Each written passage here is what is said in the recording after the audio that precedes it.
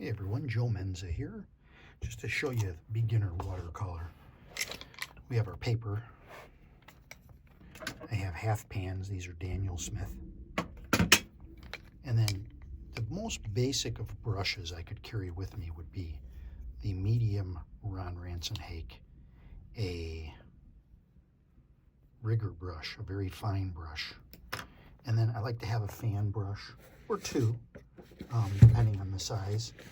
I can really use these well to dig out paint from those half pans. So I might have a couple of these. This is really all that you need. And then of course I will have a towel, which if you get too much water on your brush, this is the perfect thing to dab off. And then I always like to have some white gouache. And I mix these with the colors. I don't have a problem with using this. Now when they say you shouldn't use white, they're talking about leaving the white of the paper.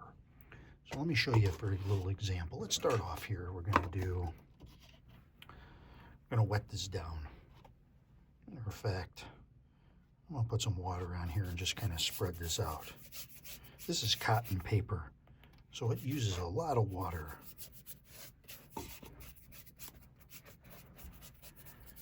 It's pretty wet now. What I like to do is I'll take I keep a little portable spray bottle with me, and I can spray these paints to open them back up. Now you can use them fresh from the tube. I happen to like these just for the portability. And you can also spray your paper with it and keep stuff wet. So what you want to do when you wet your paper down, and you don't have to rush. Just because I do it fast on the video doesn't mean you have to. This is a demo to inspire you to paint. See the sheen? So when I do this, I can dip my Hake brush in water, and you can see how much is falling off. If I was to squeeze this out, look how much water this brush holds. And when you're starting out your painting, and you take it out, and you just take it off the edge, this is for wetting down your paper. You're not going to paint with that much water on your brush. When you paint and you dip in your brush, you're going to take your brush out and you're going to use your towel and you're going to let out some of that water. Now let's see how much water's on here. A little bit, okay? So once again, dip. Take some out. Now we are ready to start grabbing our colors, which is going to be raw sienna. Now, as you can see, as I put this in here, I'm just randomly putting this on. The other thing you can do is I'm going to dip in, grab some more water, dab it off on my towel. You can put this all the way down, like that, and that will create really a layer of paint. Now I'll show you another thing, what I like to do. I like to do this. I'm going to put a little white on my thing here. Going back into my water again. Really need to show you. Here's the water, and here's my towel. Try to keep everything local so you can see. Dabbing that off, grabbing a little bit of that white. Now if I want to go a little bit more water, put that in there, dab it off, go all the way down the sheet with that white. Now I can let that dry on there, or I can start painting. Let's say I wanted to do a blue sky. I'll go and grab, I got a couple different blues here. I don't mind getting all of them on there, see? Now I can dab in these clouds like this and leave little open areas, you see? And then I can also, if I thought I was going to do some water in here, I'll put some water in. That's it. That's our sky. That's our water.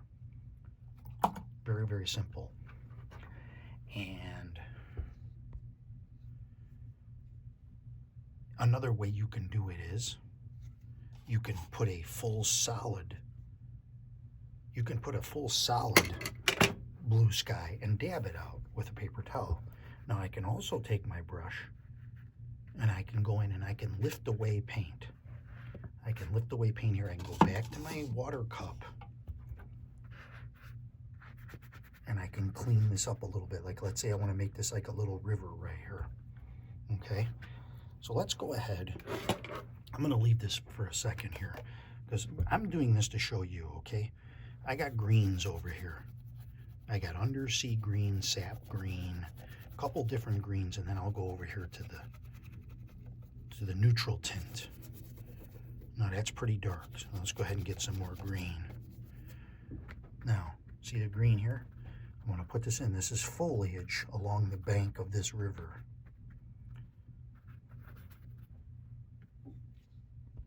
Okay. And then we can also, I'm going to clean this brush again. I'm going to get some browns. See, I can go all the way across. This is why I like these. I can go all the way across. I can get some brown and neutral tint. And this is going to follow the bank of this river. Maybe if it's a little too dark, I'll go ahead and get a little more of that. And what you're seeing here, when this dries and this goes into the paper, it's going to look very, very different. Now, let's say I go ahead and I say, well, let me open up this river a little bit more.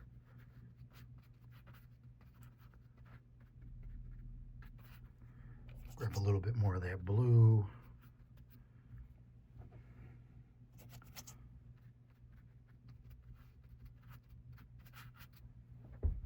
And so we have water coming through there.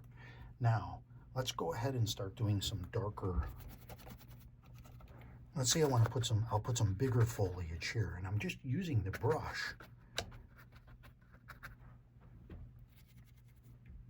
And see, we are leaving some whites there. We're not going to paint in all that white.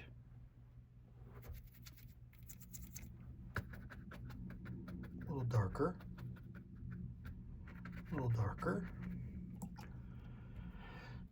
Now let's go ahead and say, let's take some blue, a little bit of red, even a little bit of white. See, there's a little purple here. Let's say we want, this is going to be a little more distant-y back here. So we've got some distant trees back in over here. Let's go back to where we were working over here. Just wanted to show you that. I'm going to get a little more of this.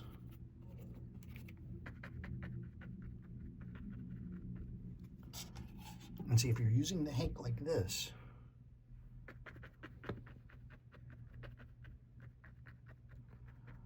you have a nice big tree over here, nice big tree over here. We can put some more foliage over here.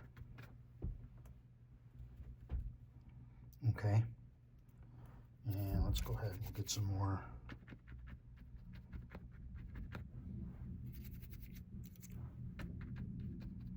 More foliage here. We're going to go a little progressively, a little bit darker here. A little more foliage along the riverbank. Maybe a little more in here. And you see we have this little bit of river going here. Got a little bit of a glare from the paper going on. Now, let's go ahead and just take a little bit of brown here. A little bit of neutral tint. See, we can flick with our rigger brush. This is the only thing I really will use this for, is sticks and branches.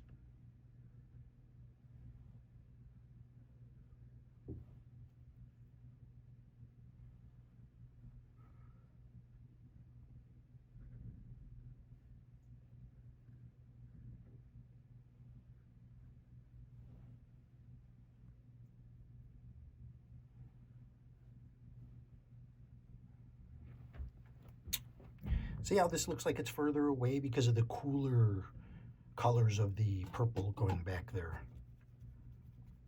Now what we can do is,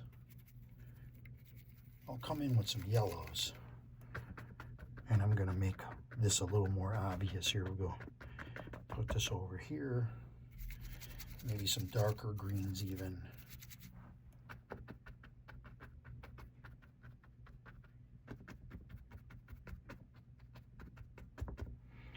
And don't forget, we can take our credit card. If you have a credit card,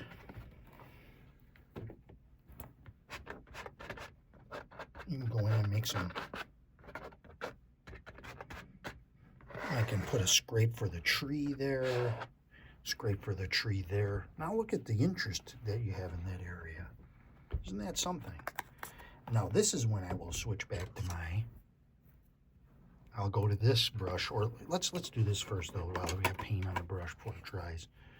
We'll get some more of this green, and we'll just kind of fix that up a little bit.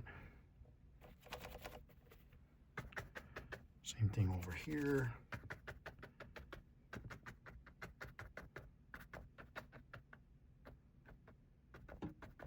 That tree's getting bigger and bigger and bigger.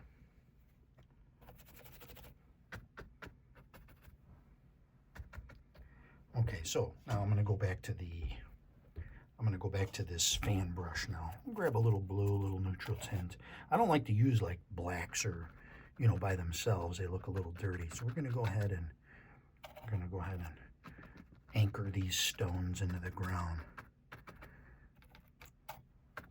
Put a little darker grasses within here. You can even put this in here just to kind of, some of these darkers. It's a little blue, whatever. Because you save your darks for the end, mostly. And I like to do a little bit of overhanging in here, just so it looks a little more realistic. And let's go ahead and get some more, darker green. Just kind of spin this around.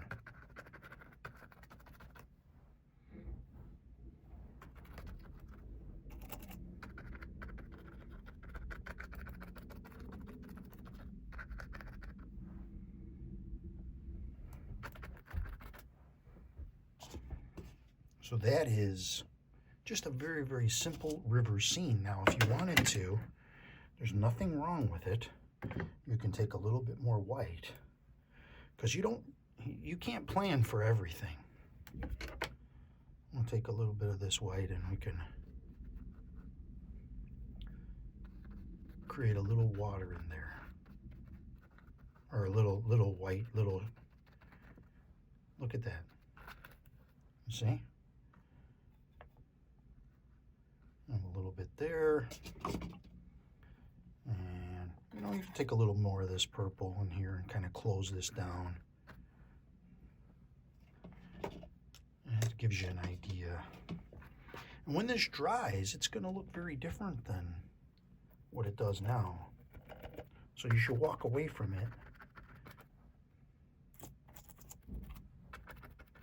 Oh, I was going to put a little brown in there, and it got a little too reddish. So watch what I do with this. Back to the hake brush, grab a little bit of blue, kind of mix that in together.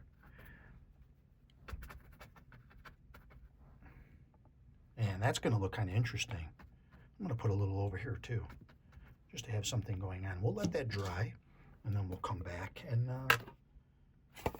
we'll look at it with a mat on it. Clean up my area here. Watercolor is so nice to clean up. And you could even take your towel and lift little areas. Just something to bear in mind. Okay, here's our little creekside scene. And I got a mat that's a little smaller than this paper, which is fine. We can find the best looking spot, which would be maybe here. Is it the best? You like this and want the water over to the side here.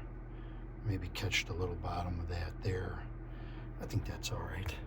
I'm going to take my little pen and pop a couple birds in, and then find somewhere to sign. Maybe, since put it over here.